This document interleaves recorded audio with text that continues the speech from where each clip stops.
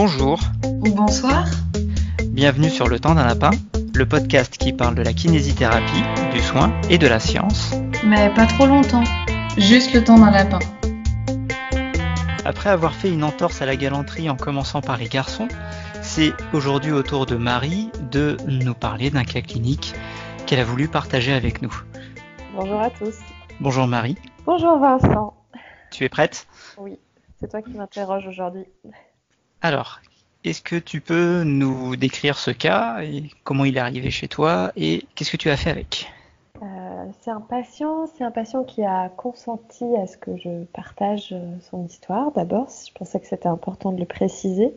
C'est un patient qui est arrivé pour une rééducation pour tendinopathie de l'épaule gauche, ce qui était précisé ainsi sur l'ordonnance. Sans examen, une radiographie, une échographie qui était prévue, programmée pour, je crois, une quinzaine de jours, un mois peut-être après notre première rencontre. J'ai pas les dates en tête. Alors, c'est un patient qui s'est présenté en décrivant une douleur d'épaule qui irradiait dans tout le membre supérieur, avec des élancements, un engourdissement. Ça, c'était presque permanent. Réveil la nuit, mais pas forcément un horaire inflammatoire, tu vois, plutôt quand il se tournait ou quand il bougeait. C'était pas la douleur qui le réveillait, c'était plutôt le mouvement. Et Plutôt puis, mécanique quoi. oui, plutôt mécanique. Moi, j'avais exclu la douleur inflammatoire vu ce qu'il décrivait. Et puis, en plus de ça, lui, il décrivait une douleur aiguë. En plus, lors des mouvements rapides, des mouvements brusques et des mouvements de fin d'amplitude vers le haut. C'était typiquement rattraper un truc qui est en train de tomber au bout de la table, c'était compliqué. Ça faisait mal brutalement, ça faisait vraiment une douleur vive qui mettait un petit peu de temps à passer. Et puis sur les positions prolongées, le bras en suspension, je pense à la voiture notamment. C'est un patient de 38 ans au moment où je le rencontre, qui fait du rugby 2 heures par semaine depuis des années, qui pratique aussi le football mais de façon beaucoup plus occasionnelle, qui a un métier sans port de charge, plutôt sédentaire, 1 heure de voiture par jour, ce qui là lui pose problème avec la douleur. Il a 3 enfants, mais le plus petit a 6 ans, donc un petit peu moins de port d'enfant aussi. Il a eu, il cible très clairement le départ de la douleur 2 mois avant notre rencontre. Il a fait un plaquage avec des copains du rugby sans être échauffé. Il a eu mal à l'épaule, un peu mal à l'épaule à ce moment-là. C'était pas extraordinaire sur le moment. En revanche, les 3 jours qu'on suivi, il a eu vraiment mal. Et puis la douleur, elle s'est petit à petit calmée, résorbée, elle est devenue plus sourde, plus discrète. Il s'est dit que ça allait passer. Il a eu une phrase que je garde en mémoire où il m'a dit, de toute façon, vous savez, passé 35 ans, on est tous cassés de partout, on finit tous par s'abîmer, par se blesser. Ça, c'est typiquement le genre de phrase qui, moi, me met un peu au défi parce que j'aime pas la fatalité, j'aime pas cette idée qu'on va se faire mal. J'ai l'idée que potentiellement, ça accélère le risque de se faire mal, justement. C'est aussi une affirmation très fréquente dans le milieu du rugby. Ils sont tous là à dire que passé un certain âge, ils pourront plus jouer comme avant et qu'ils doivent rentrer dans le rang, rentrer à la maison. Ouais, c'est possible. C'est ce que lui disait. Alors, j'extrapole peut-être, hein, mais parce que ça fait longtemps qu'on s'est quittés. Mais c'est ce que lui disait que peut-être c'était la fin en fait. Et il le disait avec tristesse. Or, pour le coup, là, c'était vraiment un mouvement. C'était un mouvement en force, sans échauffement, en dehors du contexte du sport. Et j'avais pas envie qu'il arrête pour ça. Donc, lui s'est dit que ça allait passer, que de toute façon, les douleurs, il en avait connu, que ça allait, qu'il n'y avait pas de raison que ça ne s'arrête pas tout seul. La douleur a diminué, et puis ce qui l'a embêté, ce qui l'a amené à consulter, c'est qu'en fait, elle ne cessait pas complètement. À chaque fois qu'il refaisait un geste brusque, un geste rapide en fin d'amplitude, qui se rattrapait, qui perdait l'équilibre, Et ben, la douleur repartait de plus belle avec de nouveau des douleurs vives, de nouveau des douleurs aiguës et qu'il n'arrivait pas à se sortir de ce cercle-là. Donc c'est comme ça qu'il est arrivé. Pas simple. Son objectif à lui, c'est quelque chose que je fais depuis un peu plus d'1 an maintenant. Je leur demande qu'est-ce que vous attendez de moi, qu'est-ce que vous voulez. Son objectif à lui, c'est je ne veux plus avoir mal.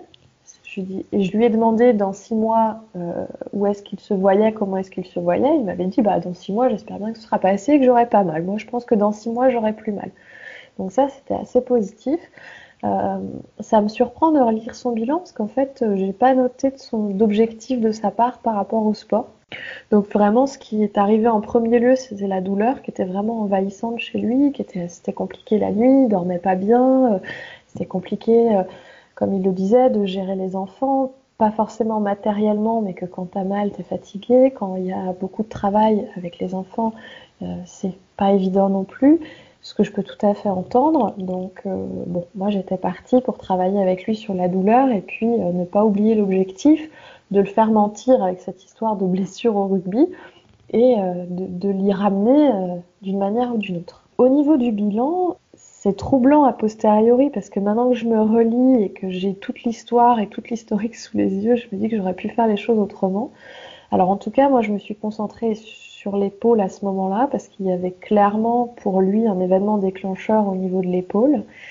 Il y avait un manque d'amplitude, une limitation d'amplitude, mais à cause de la douleur en flexion, en abduction. Il n'y avait pas de limitation sur les rotations externes, rotations internes limitées par la douleur également. J'avais pas d'argument en faveur d'une atteinte tendineuse parce que finalement tous les mouvements étaient douloureux. C'est-à-dire que je sais pas comment toi tu testes les épaules. Moi, j'ai un arsenal de tests assez limité que j'essaye d'étoffer en ce moment. Mais de toute façon, quoi qu'il fasse, tout mouvement résisté à ce moment-là était douloureux. Tu as fait le screening des différents tests tendineux, tests de conflit qu'on a sagement appris à l'IFMK? J'en ai oublié la moitié. J'ai dû faire un test de job, j'ai dû faire un palm-up, j'ai fait le test en adduction, je crois, si mes souvenirs sont bons. Mais ça me semblait, c'était pas spécifique en fait, ça me semblait pas spécifique. Il avait la même douleur dans tous les mouvements, quelle que soit la façon dont je pouvais mettre une résistance. Et j'avais pas un test plutôt qu'un autre qui me renvoyait quelque chose de clair. Sur des épaules comme ça qui durent depuis déjà un moment et qui sont très douloureuses, j'ai longtemps travaillé avec des triggers, des points gâchettes, et c'est souvent ce que je vais voir en premier lieu parce que c'est ce qui me donne en général le meilleur résultat le plus rapidement possible et ce qui me permet de prendre du temps pour faire mon bilan et discuter. Et quand ils sortent, comme j'ai bien appuyé, ils ont senti qu'il s'est passé quelque chose et en général, ils ont moins mal. Ça m'embête beaucoup d'avoir appris récemment qu'a priori, il n'y a pas d'effet supérieur à un placebo des triggers, parce que c'était quelque chose qui m'aidait bien. Effectivement, c'est un patient qui avait tout le complexe musculaire autour de l'épaule complètement contracturé. Tu vois le principe, le patient qui a mal et finalement il y a tout qui se fige, le trapèze qui se rétracte, les rhomboïdes, l'infraépineux, le petit rond, enfin dans un état innommable, je dirais. Et l'abord musculaire, c'est quelque chose qui moi me rassure au niveau des épaules. Alors c'est rarement ce qui fait mal, c'est rarement le problème, mais c'est souvent ce qui me permet d'obtenir à la fois moi de prendre le temps de me sentir en confiance et à la fois de montrer aux patients qu'il y a des choses qui peuvent changer et qui changent assez rapidement. Je sais, c'est quelque chose que j'essaye de faire évoluer. Je commence à y arriver doucement. Donc ce premier jour où on s'est vu, on a fait le bilan, j'ai pris le temps de travailler un peu sur les triggers et il a été vraiment mieux pendant 48 heures. Pratiquement plus de douleur en fait. D'accord. Donc on a fait la même chose mais sur un temps plus long, parce que sur le bilan, il y avait le temps d'interrogatoire, le temps d'examen, et puis j'ai commencé à retravailler un petit peu à l'effort, parce que je fais pas que de masser non plus, heureusement, et puis de réintroduire un petit peu de mouvement. De commencer, alors je fais pas beaucoup de mobilisation passive, par contre, des mouvements répétés, en supprimant la pesanteur ou en mettant une petite décharge de pesanteur, du travail en position 0, coiffe en position courte pour pas que ça tire, du renforcement de coiffe On a commencé ça tranquillement sur une période de 30 minutes. Et puis, quand je l'ai revu ensuite, là, pour le coup, c'était pas du tout le même résultat que la première fois. La première fois, on avait fait 5 minutes, il avait été mieux pendant 48 heures. Là, on fait une demi-heure, massage décontracturant, trigger, renforcement, mobilisation, activer tout le truc où je pensais que j'allais pouvoir l'emmener plus loin. Et non, là, pour le coup, non, il a été plus douloureux, il a eu des courbatures, il a retrouvé l'engourdissement qui est revenu. Il a eu, sur l'espace de 5-6 jours, une journée vraiment mieux. Alors par contre, le reste du temps, ça a été un peu galère. Donc là, j'ai attaqué un petit peu moins fort en manuel, un peu plus d'exercices, un peu plus léger, un peu plus répété. Et puis globalement, ça a continué comme ça pendant 4 ou 5 séances. Alors c'est vrai qu'à me relire, je me dis qu'au niveau du diagnostic, c'était pas très précis, donc forcément peut-être que ça ne risquait pas de marcher. Ça nous a amené comme ça, 5-6 séances où on essayait des trucs, où j'avais l'impression d'être dans le bon sens. Une fois ça marchait un petit peu, puis ça marchait plus, puis ça revenait, il avait mal. Et puis ce que je fais encore parfois, je lui ai proposé d'essayer les ultrasons. Parce que j'ai encore un appareil d'ultrason avec un vibreur, donc qui a un petit effet gate control qui en général apporte un soulagement léger dans... Alors, l'ultrason, pour le coup, c'est une technique que j'utilise de moins en moins, tout simplement parce qu'elle a potentiellement des effets secondaires et qu'elle n'a absolument pas montré d'intérêt supérieur à un placebo. La pirouette qui me permet de continuer à le faire quand je ne sais pas quoi faire et que je ne sais pas où je vais, c'est que j'ai pris le parti de dire aux patients que, d'après la science, ce n'est pas plus intéressant qu'un placebo. Donc, on va essayer. Et D'accord. que si ça marche vraiment pour lui, eh ben on va poursuivre. Si lui, ça lui convient et ça lui apporte quelque chose de plus que ce que moi je faisais jusqu'à présent qui n'apportait rien, bon, évidemment, j'étais pas sur le bon diagnostic, donc forcément, ça pouvait pas marcher. Mais enfin bon. C'était pour nuancer ton super cas clinique de la mort où tout va bien et où en 3 séances c'est torché. T'inquiète, je te sortirai des caca cliniques après. Ça marche. Là, c'est pas le cas parce qu'il est vraiment intéressant ce cas-là et enfin, le patient est vraiment très intéressant et le cas à terme, il est intéressant. En tout cas, pour moi, il a été très instructif. Donc une fois que tu es arrivé à ce point, en fait, t'as plus d'autres outils que d'aller chercher dans ton arsenal Voilà, étiqueté comme placebo. voilà, à ce moment-là, j'ai cette tentation sur cette douleur que je comprends pas. En fait, je me dis au fond, il n'arrive pas à repartir sur de l'effort. C'est-à-dire que c'est un patient qui est très costaud, qui a le niveau au niveau du sport, voilà, c'est un rugbyman quoi. Il a 38 ans, ça fait des années qu'il fait du rugby, il a le corps pour, il a la musculature pour. C'est pas si surprenant que ça, mais au final, il a la musculature pour, mais il n'a pas un très bon maintien au niveau de l'épaule. C'est-à-dire que tenir 1 kilo devant lui sans, sans utiliser tout le complexe trapèze, fixateur de l'omoplate, tout ça, il a du mal. Tu vois, juste la flexion 90 degrés avec 1 kilo dans la main, c'est lourd en fait, ça pèse. Ouais. Si tu lui enlèves les gros muscles qu'ils utilisent derrière, si tu essayes juste de rester sur le maintien du deltoïde et la stabilisation au niveau de la coiffe, c'est pas extraordinaire. Donc moi, je commence à me dire au fond, il se relance avec des mouvements violents. Et comme on travaille pas en dessous à ramener la tolérance à ce mouvement-là, on va pas réussir à avancer. Donc c'est pour ça que j'essaie de tenir sur les exercices, sauf que une fois sur deux, ça repartait, ça relançait. Donc j'avais du mal à trouver le seuil avec lui, en dessous duquel on allait pouvoir travailler pour qu'il progresse. À chaque fois, ça reflambait. Et je comprenais pas bien. Et j'avais déjà eu à plusieurs reprises des patients avec ce type de douleur flambante qui avaient été soulagés par les ultrasons. Alors, tu vois, ça c'est le niveau de preuve moi-même, c'est le plus pourri du plus pourri de la science aujourd'hui, c'est même de l'anti-science. Et j'avais pas de... Non, c'est un avis d'expert. Expert mon cul, oui.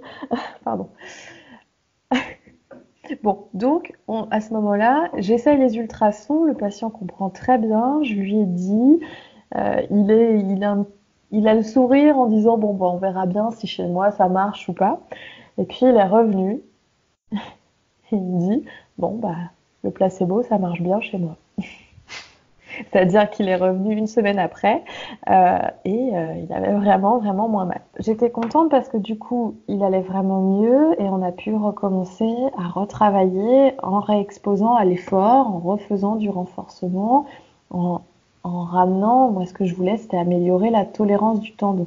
Ce que je commençais à imaginer à ce moment-là, c'était quelque chose, un épisode traumatique qui, ça faisait 2 mois, donc normalement devait être résolu, mais un déconditionnement à l'effort associé sur lequel il n'arrivait pas à passer en fait. C'est-à-dire qu'on en a parlé ensemble régulièrement.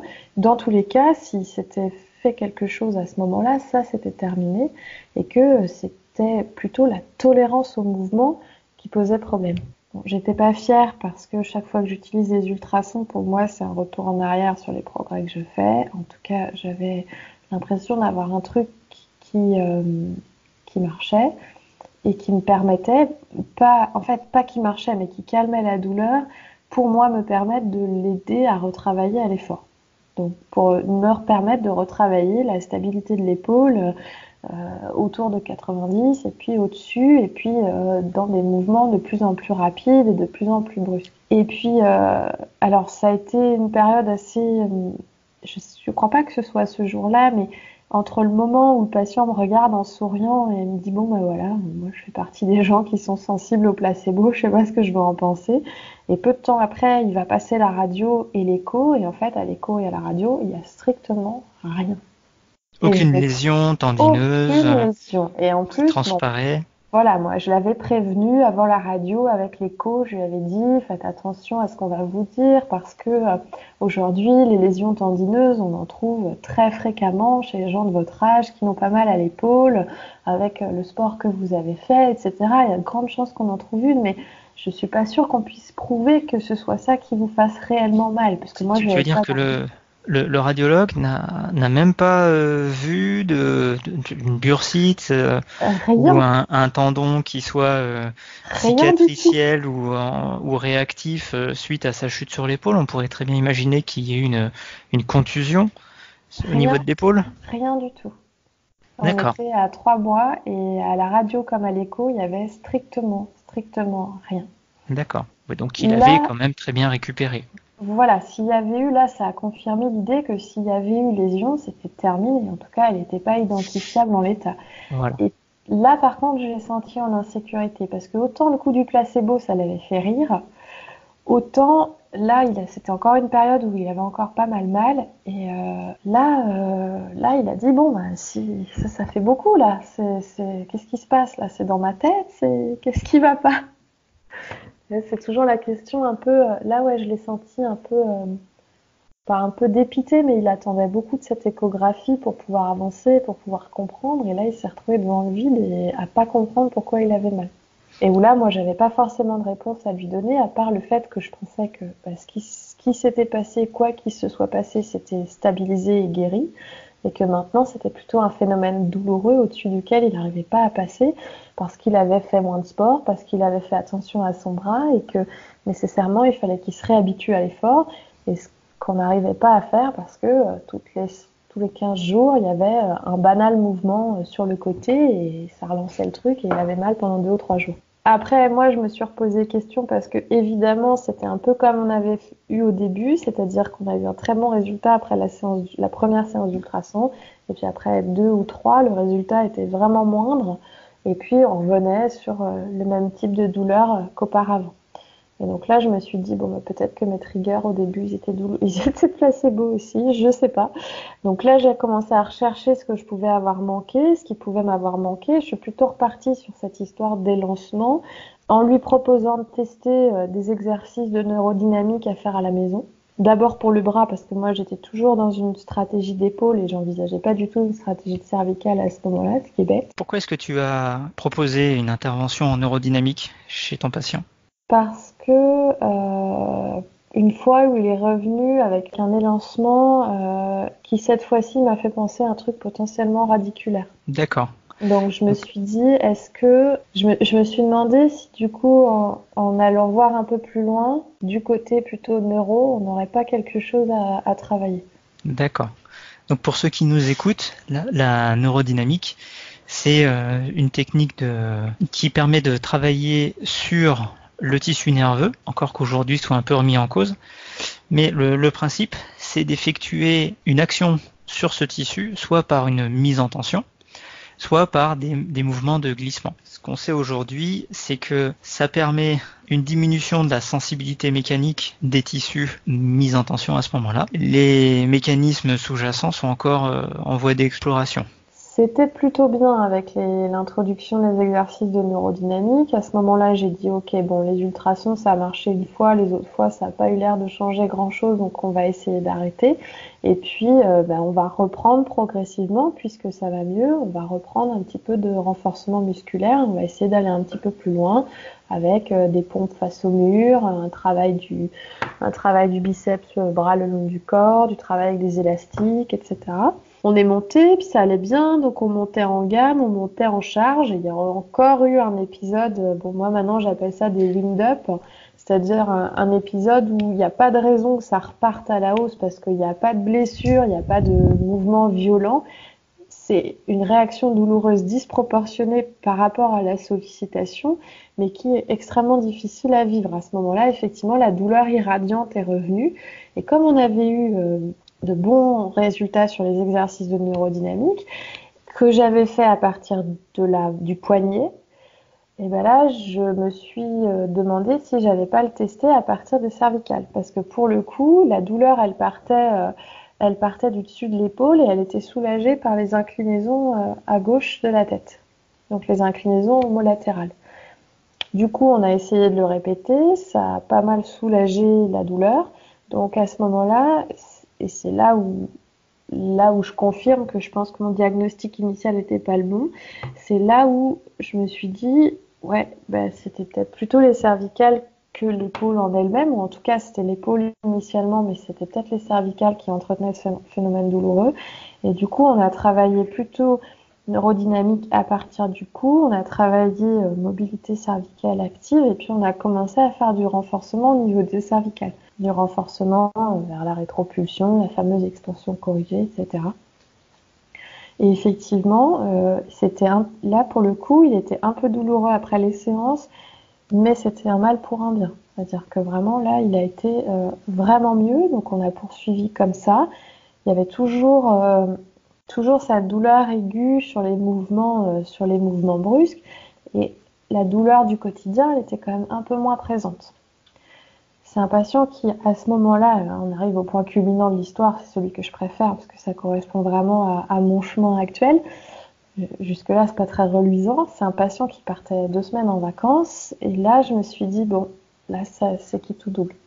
Parce qu'on venait à peine de commencer à trouver une stratégie qui avait l'air, au bout de 2-3 séances, d'être stable dans l'amélioration et je me suis dit, bon, alors là, voilà, j'ai été un peu sèche, je lui ai donné des exercices à faire, je lui ai dit de faire attention, qu'il m'appelle s'il y avait besoin, etc. Et je me suis dit, bon, là, ça passe ou ça casse. Et quand il est rentré de vacances, j'appréhendais un peu ce retour. Et il est rentré et il est arrivé avec un grand sourire. Il m'a dit, j'ai plus mal du tout. J'ai pas fait vos exercices. C'est pas mal. Ça, c'est pas bien. Voilà, alors j'adore cette façon de le dire parce que j'ai toujours l'impression qu'ils vont se faire réprimander. Les patients ont toujours un regard un peu en coin, peut-être la tête un peu entre les épaules. Je me dis, qu'est-ce elle va se fâcher. Donc il m'a dit, j'ai plus du tout mal, j'ai pas fait vos exercices, mais alors j'ai pas arrêté, j'ai fait du rugby, du foot, j'ai forcé, je me suis fait plaisir et j'ai plus mal du tout. Donc, d'accord. Voilà. Ça se terminait comme ça. Et combien de temps il est parti en vacances ? 2 semaines. 2 semaines. Oh, c'était 2 semaines de vacances à la maison, à s'occuper des enfants. À ce moment-là, il partait pas, mais il pouvait pas venir au cabinet avec 3 enfants. C'était pas adapté et lui voulait vraiment rester chez lui et s'occuper d'eux. Voilà. Donc, du coup, depuis, tu prescris des vacances à tes patients ?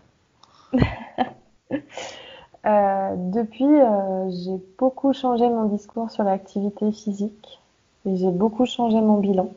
C'est-à-dire que j'essaye de m'intéresser beaucoup plus aux loisirs et à l'impact que ça a dans leur vie quotidienne.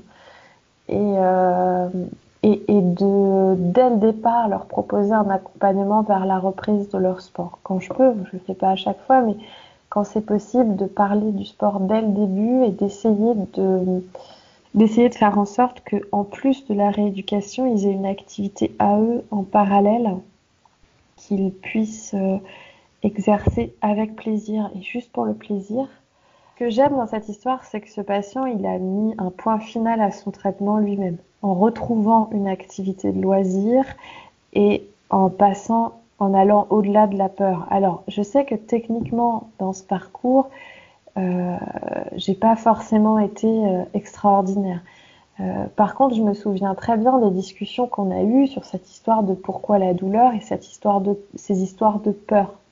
Je me souviens très bien, en partant, on a beaucoup discuté d'exercices, mais on a beaucoup discuté aussi du type de douleur qu'il pouvait ressentir, pourquoi c'était pas inquiétant. On a parlé d'exposition au stress mécanique, on a parlé d'exacerbation, et il savait que si c'était un peu trop, il le saurait et qu'il saurait comment gérer. Parce que les exercices de neurodynamique aidaient beaucoup à gérer ces épisodes-là. Il parlait d'appréhension par rapport à cette douleur ou pas du tout? Oui. D'accord. Donc il redoutait un petit peu qu'elle survienne alors qu'il était en train de faire son activité. Oui. D'accord. C'était un mélange, c'était cette sensation d'arriver au bout de ses possibilités dans son sport qu'il affectionnait particulièrement parce que à nos âges, on est tous en train de se blesser. Il avait peur de se reblesser et comme il la comprenait pas bien, puisque il a mis du temps à la comprendre, j'ai mis du temps à la comprendre. Comme il n'y avait rien sur l'écho et qu'il avait très mal, c'était un peu insécurisant pour lui. Il avait peur de se blesser sans s'en rendre compte, il avait peur de faire un mouvement de trop. C'est vrai qu'il y avait eu des mouvements. Moi, j'aime pas trop cette idée du faux mouvement parce qu'ils sont toujours en train d'avoir peur, en fait. Ils sont toujours en train de se contrôler. Et typiquement, dans le rugby, tu peux pas contrôler, quoi. Je sais pas, je connais peut-être pas assez bien le rugby. Voilà. Tu vas pouvoir t'inscrire l'année prochaine? C'est ça. Moi, j'aurais trop de trucs à m'inscrire. C'est la rentrée, tu peux en profiter. Si aujourd'hui tu revoyais le même patient avec le même historique, qu'est-ce que tu changerais? Je crois que je me poserais beaucoup plus tôt pour vraiment discuter de ses croyances par rapport à son épaule, vraiment reprendre l'historique, entendre sa peur différemment. Je pense que j'irais moins vite au créneau. Je pense que j'essaierais moins vite.